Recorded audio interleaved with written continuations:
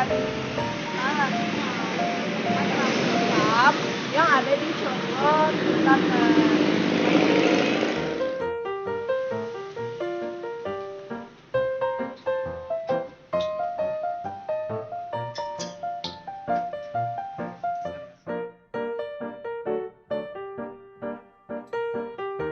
Assalamualaikum warahmatullahi wabarakatuh. Waalaikumsalam warahmatullahi wabarakatuh. Baik Pak, saya di sini dari mahasiswa kampus Universitas Palatehan. Di sini saya akan melakukan sebuah apa ya Pak, itu bekam Pak ya, sambil kayak kita tahu tekniknya kayak gimana. Mohon maaf Pak, sebelumnya saya berbicara dulu, makasih ya Pak. Assalamualaikum warahmatullahi wabarakatuh. Nama saya Rofik sebagai terapis di BRC cabang Cilegon. Bapak Rofik ya? Betul. Sejak kapan Bapak bekerja di sini? Mendalami bekam ini? Mendalami bekam mulai tahun 2019. Tahun 2019. Betul. Nah, kalau untuk di kalau kita kan suka di mutasi. Jadi kalau sini jadi muter-muter kayak gini. Kalau di sini kurang lebih betul. Kalau di Cilegon sini 2 tahun di sini, berarti 2019 itu sampai sekarang 3 tahun lebih. 3 tahun lebih. Luar biasa Pak ya. Alhamdulillah. Sudah tahu teknik-tekniknya gitu. Alhamdulillah masih ya sama-sama masih belajar, masih menggali juga. Ya Pak, mungkin nanti saya akan dibekam Pak ya, sama Bapak Siap. mungkin ya. Betul sama Saya saya. Bapak. Sebelumnya mohon maaf Pak, perkenalkan dulu, nama saya Rizal Nurdiansyah Pak ya. Siap. Di sini saya ada beberapa pertanyaan nih Pak Betul. terkait sejarah bekam ini Pak. Apakah Bapak tahu bagaimana? Baik, terima kasih teman-teman telah menyempatkan bersilaturahmi ke BRC Cilegon. Untuk sejarah bekam sendiri, dari secara bahasa itu kalau bahasa timur lah ya, Arab gitu namanya hijamah. Lebih hijamah, lebih kesini lebih dipopulerkan sama bahasa Mesir. Namanya ada yang bekam, ada yang cantuk, ada yang pengekopan, ada yang nama kalau bahasa Inggrisnya cup botol ya kalau salah. Saya salah pas saya namanya. Untuk secara sejarah bekam itu dikenal dari sebelum abad 18 di Mesir sana. Dari Mesir berkembang ke kayak Babilonia, Sumeria dan sebagainya.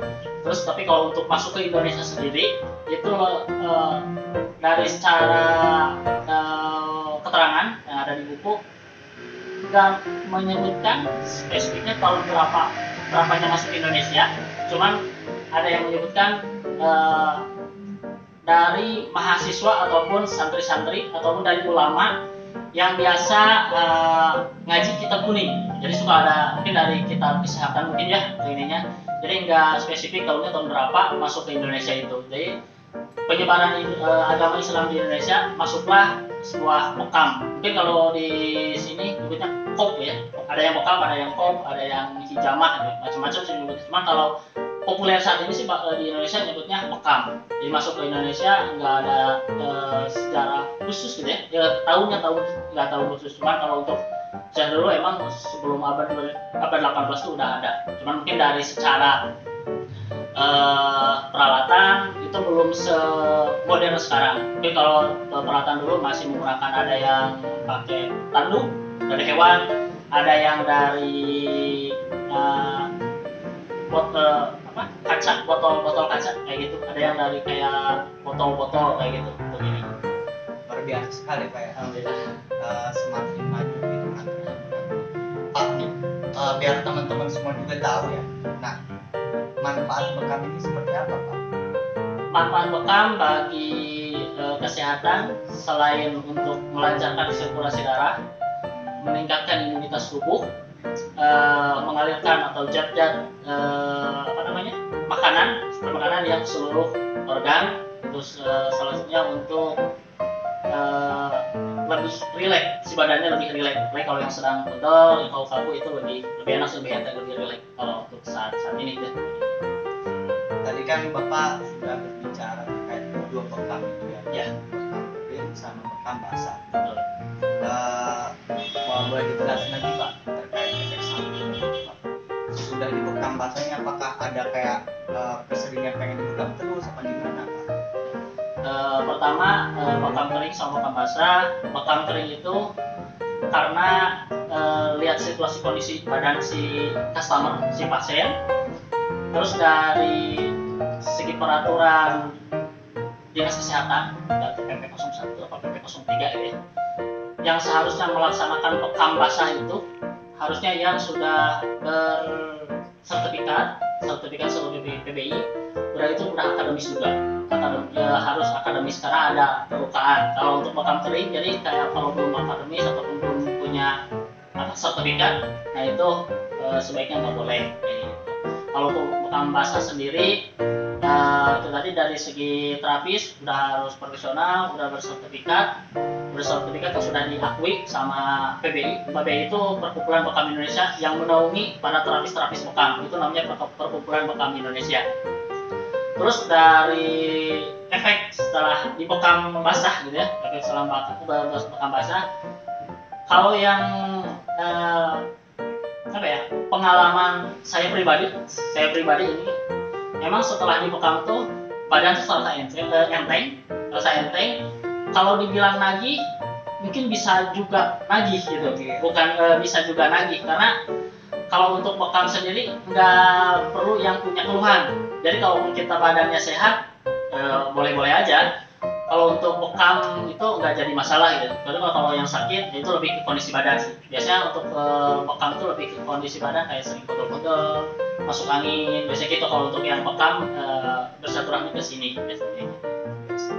Nah Pak, biar teman-teman juga tahu nih ya Pak ya, mungkin dari mahasiswa kesehatan gitu nantinya pengen dan lulusnya gitu pengen jadi seorang pembekam gitu Pak ya, itu kita pengen ngelakuin apa kayak Bapak seperti ini harus bentuknya tuh apa ya, mengikuti pelatihan bagaimana Pak? Baik, untuk teman-teman yang mau bergabung ke bekam, kemudian kalau untuk teman-teman kalau dari dasar ilmu kedokteran ataupun anatomi patofisiologi udah tahu dasar-dasarnya, terus titik-titik inti secara organ lah gitu.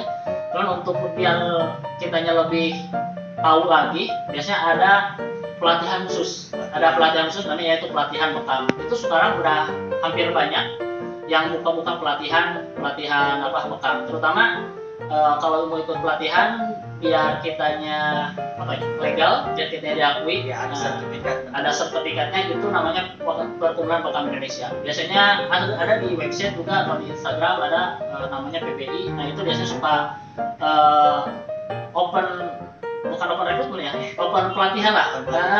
Dibuka pelatihan, nah itu biar kitanya legal gitu ya, biar kitanya enak untuk bekamnya. Itu salah satunya untuk terbaik bisa mengikuti pelatihan tersebut. Memang ada khusus pelatihan, jadi kita nggak semena-mena menentukan titik itu di mana, titiknya kan di mana.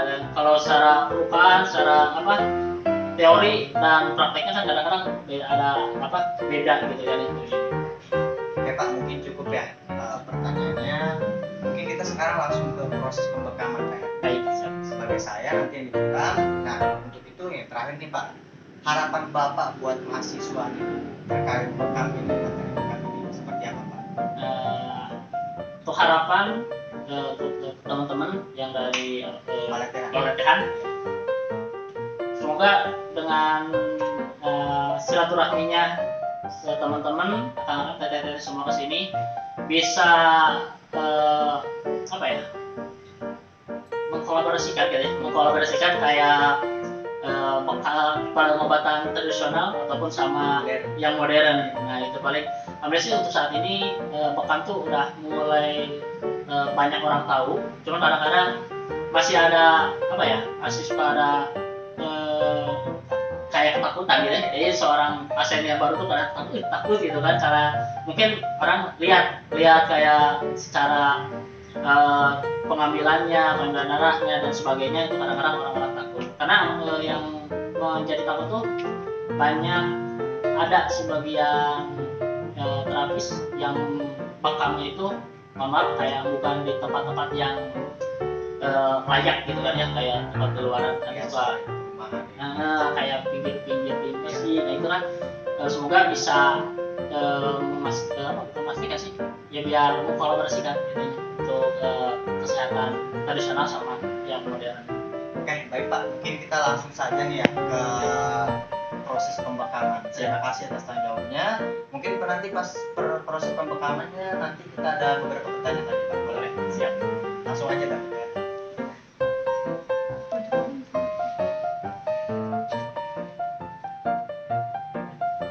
Jadi di sini distensi Pak ya, biar Betul. mengetahui Kondisi badan juga. takutnya kurang darah agak baik. Betul, kalau yang mau ke darahnya rendah itu nggak bisa nggak bisa dibekam.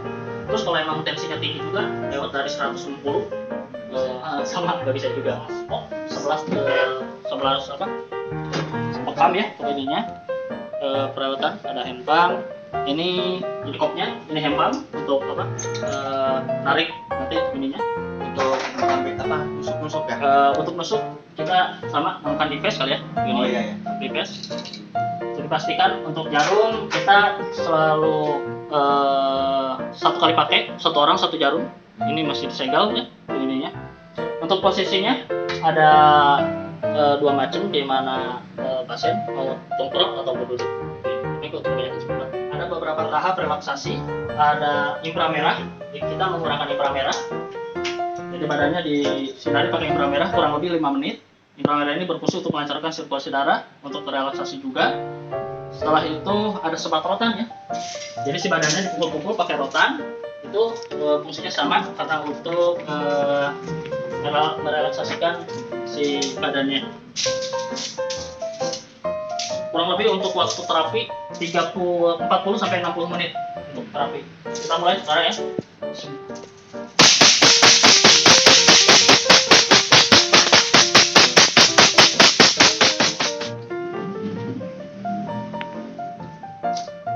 Kita nggak pernah itu sih berapa ini.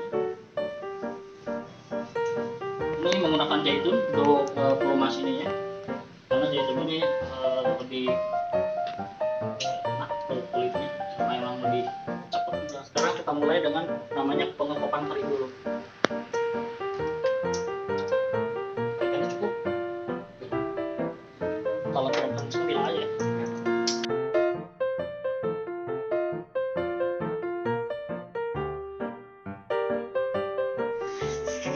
Bismillahirrahmanirrahim. Gimana segini? Pas.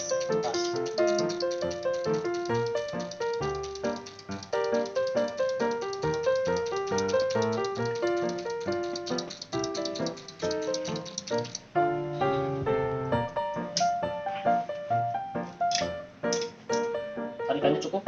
Ya, cukup sekali.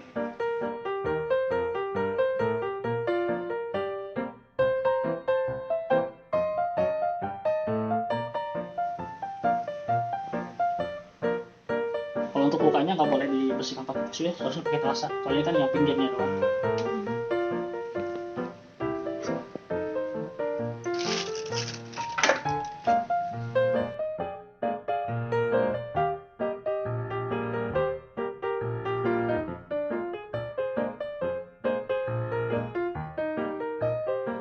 Ya, lebih cepat untuk lukanya.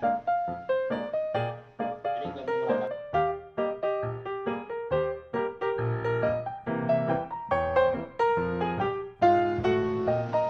Baik, saya tadi sudah dilakukan pembekaman oleh Bapak Rofi ya. Efeknya sangat luar biasa sekali Pak. Terasa sekarang agak kayak gimana ya, enteng gitu Pak ya. Iya. Mungkin tadi kata Bapak yang dibicarakan ya mungkin itu sudah agak sakit gitu kan. Karena menurut saya pribadi dari awal pembekaman kering itu efeknya itu pas ditusuknya terasa Pak, agak kurang terasa gitu. Yang tadinya mungkin sakit, jadi pas awal dibekam kering itu agak sakit, nggak rasa sakit lah. Luar biasa sekali. Jadi buat teman-teman warga Banten, Cilegon, seluruh Indonesia ya bisa ya. Siap. Boleh datang ke Bekam DRC. DRC. DRC yang terletak di Jalan Kayu Wasit, Blok Cibibis nomor 6, belakang Ramayana. Ya, di sini ada 2 teknik bekam, Betul. yaitu bekam kering dengan bekam Basah. bekam basah. Oke, luar biasa.